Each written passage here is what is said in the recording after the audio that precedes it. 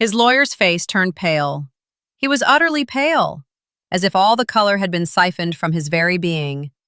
Bradley Whitmore, the priciest divorce attorney in the state, the man with an unblemished record, stood there with shaking hands, rifling through papers he obviously did not anticipate encountering.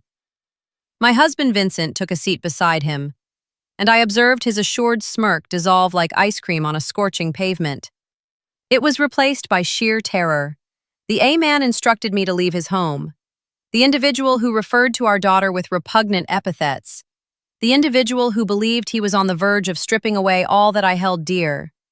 At last, he grasped the truth. He was already defeated. Allow me to share the journey that led me to this point.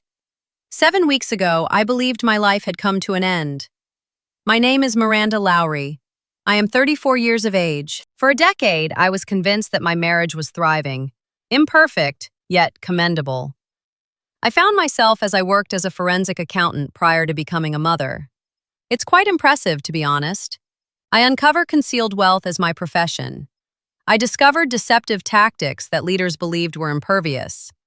However, when my daughter Hazel reached the age of 2 and received after being diagnosed with a chronic respiratory condition, Vincent persuaded me to remain at home. She required my presence, he stated. He created, "There's sufficient funds for the two of us," he remarked. "I can always return to work later," he remarked. I decided to leave my career to nurture our child and encourage his aspirations. It's amusing how things unfold at times. That Tuesday evening began just like any other.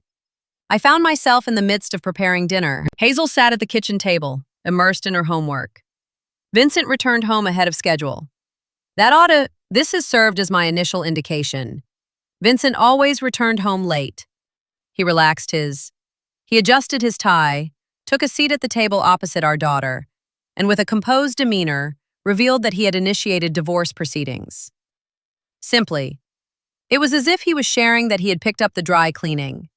But then he kept talking, and every word struck me like a blow to the gut. He desired it all: the residence, the vehicles, the financial portfolios.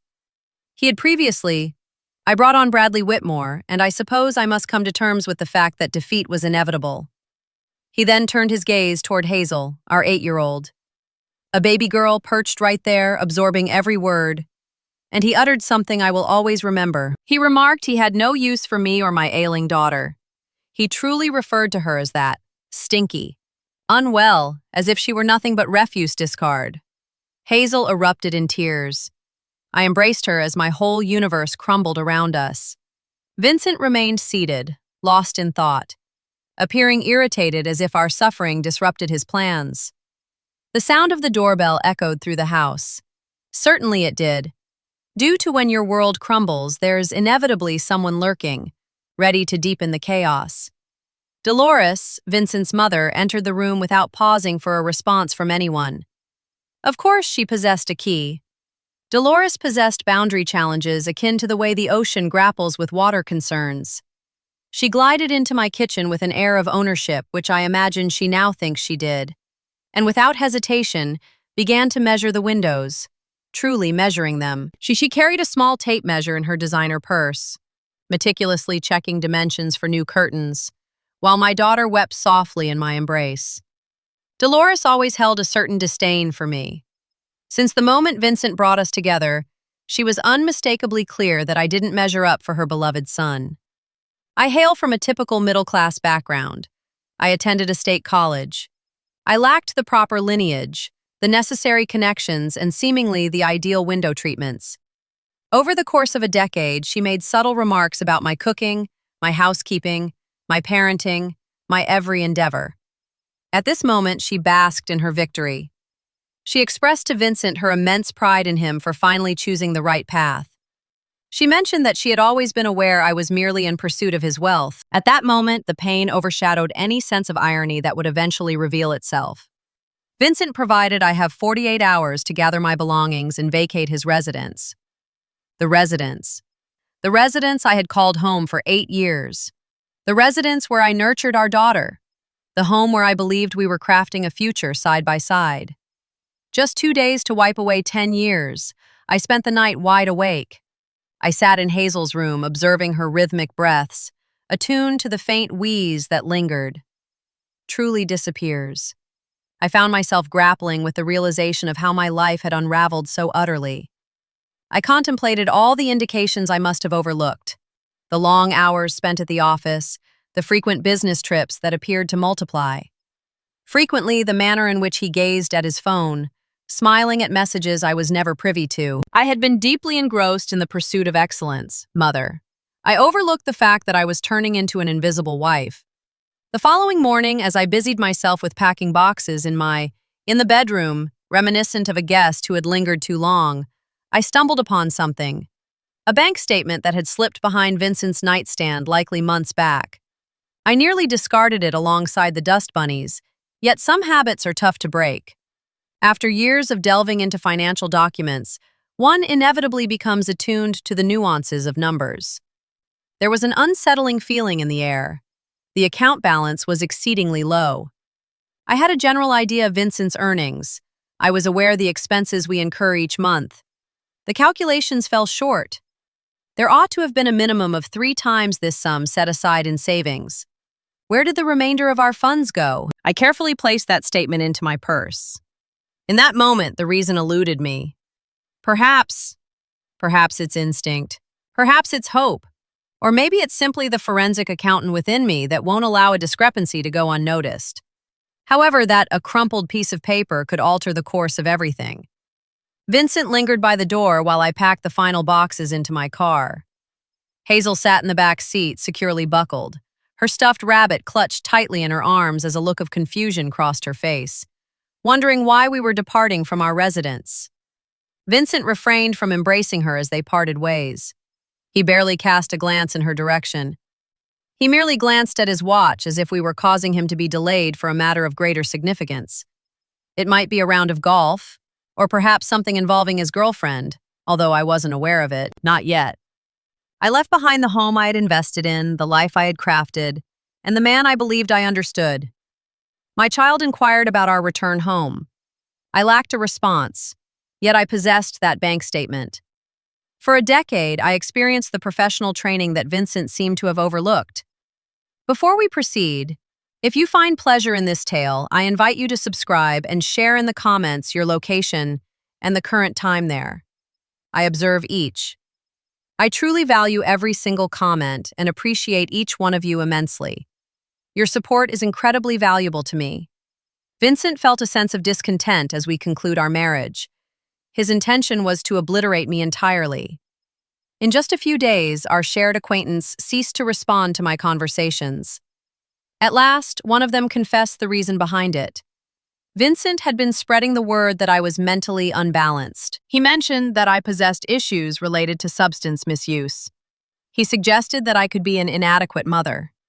A decade as a dedicated wife and mother, I found myself unexpectedly cast as the antagonist in my own narrative. I discovered later that he had been significantly crafting this narrative for months. Subtle remarks during dinner gatherings, hushed conversations with nearby acquaintances. He existed establishing the foundation for his ideal separation before I was even aware of any issues. The man ought to have been could easily envision a novelist rather than a real estate developer, given such remarkable skills in creative fiction. However, the most challenging moment arrived in the mail 3 weeks prior to Vincent's filing for divorce. A detailed clarification of, it was advantageous for our health insurance company to notify me that Hazel's coverage had ended. He had taken her away from the policy in question. My daughter requires consistent treatments for her respiratory condition and needs medication regularly. In an instant, I found myself without any insurance. The initial invoice from the pharmacy has come to our attention. Small rental apartment. The sight of the number made my stomach churn. That exceeded our monthly rent for a single prescription. This had transcended mere financial concerns. This pertains to the well-being of my daughter. Vincent wielded our child as a tool, showing no regard for the potential harm she might endure. Caught in the midst of conflict, it seems that was the moment a change occurred within me. Fear began to morph into something entirely different, something more incisive. That week, I had a meeting with a divorce attorney, a kind woman whose office was filled with an array of papers, and whose eyes conveyed understanding. She glanced at my case, noticed Vincent's lawyer's name, and her expression changed dramatically. "Bradley Whitmore!" She truly let out a deep sigh. She suggested that I might want to accept whatever settlement he proposed, as opposing Bradley could be challenging. Whitmore felt like battling a tidal wave armed only with a flimsy umbrella. Excellent. Truly uplifting. I inquired about the cost of Whitmore. They would charge by the hour, and she informed me. I estimated that merely sneezing in that man's presence likely incurred a cost of around $500. A couple of days later, I found myself heading to Vincent's office. In the course of divorce proceedings, both parties possessed the authority to demand financial documents. I required duplicates of tax returns and business statements. Vincent's reserved woman named Ruth, who served as the secretary, assisted me in collecting what I was meant to access. Her eyes were gentle, yet there was a hint of anxiety in her demeanor. I was accustomed to glancing back, yet that day my attention was captured by the scene unfolding in Vincent's office, overshadowing everything else. The entrance. There she stood, Tiffany Vance, a 26-year-old with blonde highlights working as a designer. Garments sprawled across my husband's desk, resembling a peculiar form of decoration. Her laughter bubbled up at something Vincent had just said, gently brushing his arm in the manner women do with men they share a bed with. And when she caught sight of me lingering in the doorway, she grinned, unashamed, unapologetic, self-satisfied. She gazed at me as if I were merely a relic of the past. She embodied the bright promise of what was to come. The clandestine relationship had persisted for 2 years. 2 years of deceptions. 2 years of journeys that masqueraded as business trips. 2 years of late nights at the office that were incredibly not much regarding work. During my time at home, I was devoted to caring for his daughter, overseeing the household, and bolstering his career. He was constructing an entirely different existence alongside another person. Upon returning home, I unwittingly fell into the trap of browsing social media. Tiffany's Instagram stood as a testament to my husband's treachery. Images captured in Paris, intimate evenings filled with exquisite cuisine and enchanting atmospheres. Vincent always claimed they were too pricey. Seaside getaways and destinations we have yet to explore, explored together as a family. Each caption unfolds a narrative of embracing her best life, filled with gratitude and blessings. I felt a deep sense of gratitude also. Thankful that dinner was still untouched, as I surely would have been overwhelmed. Then arrived Dolores's contribution to the act of exposing someone to shame in a public setting. She shared an extensive message on social media expressing her joy. She felt a sense of relief that her son had finally freed himself from the clutches of the gold digger who had ensnared him. She expressed that Vincent was worthy of more than a woman who was unable to bring forth a healthy grandchild. She remarked, "My family had defective genes." She truly typed those words for all to see. The remarks overflowed with compassion for poor Vincent and his challenging 10 years spent married to someone like me. The settlement offer has been received via certified mail. Bradley Whitmore's letterhead was truly remarkable, likely came with a hefty price tag just for the printing. Vincent was acting in such a manner. The letter elaborated on the notion of generosity. He allowed me to retain my personal clothing and the vehicle, which was registered under my name regardless. All that remained was his, the house, every investment, retirement funds. I would obtain the least amount of child support according to his declared income, which I had long suspected was significantly less than his true earnings.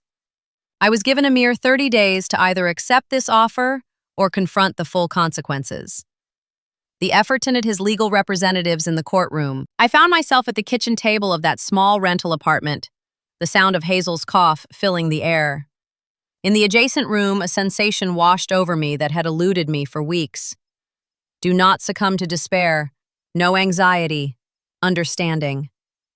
Vincent had overlooked a significant detail about me.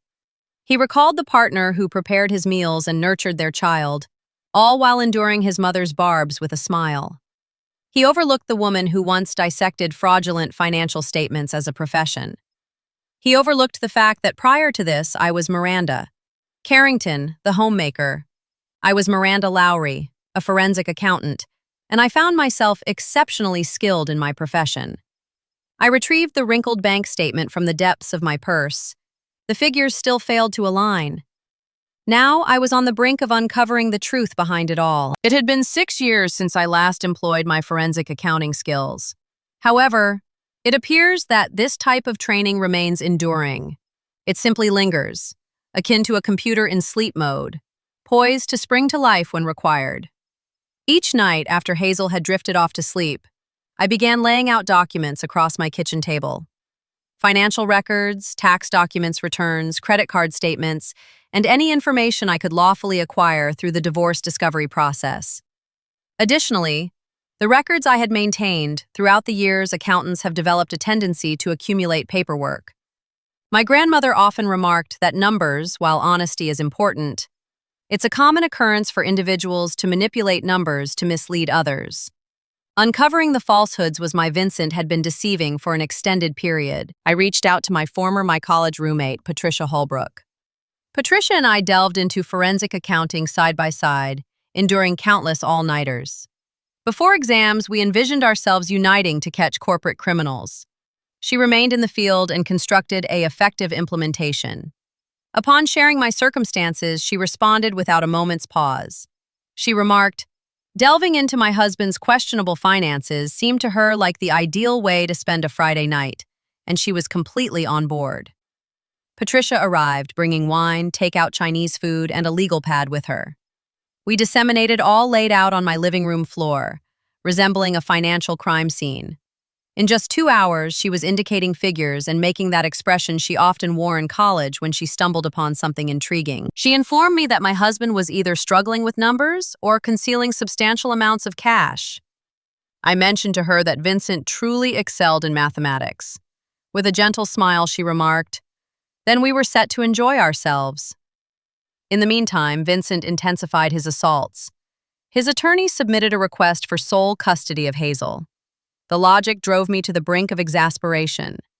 Vincent asserted that I was lacking in financial stability and was unable to ensure appropriate support for a child with health requirements. The individual who took his daughter off the health insurance plan, who referred to her as stinky and sick, now sought full custody. He had no desire to embrace fatherhood. He had never truly been one. Yet he understood that the threat of taking my daughter would inflict deeper pain than anything else could. Hazel existed as a chess piece to him, a method to compel my capitulation. Yet I refused to yield. Not any longer. After 3 nights of relentless digging, the first discovery emerged. Concealed accounts. Vincent had initiated investment accounts at an alternative bank rather than our usual one. Accounts that were not revealed in our combined financial statements. The sum in those accounts exceeded $200,000. Funds he had been diverting from his revenue generated over the years, asserting that it was allocated towards expenses and taxes. Funds that ought to have been considered marital property. Funds that could have covered Hazel's medical expenses, allowing me to rest peacefully at night. Curious about how I would manage to pay for her prescriptions. Yet it was the house that truly unveiled its secrets. The dwelling that Vincent maintained, dialing the number of the home he was so determined to retain in the divorce. I recall the moment we acquired it. I was 7 months. Expecting Hazel and facing some complications, I was advised by the doctor to remain on bed rest. Vincent mentioned that he would take care of it.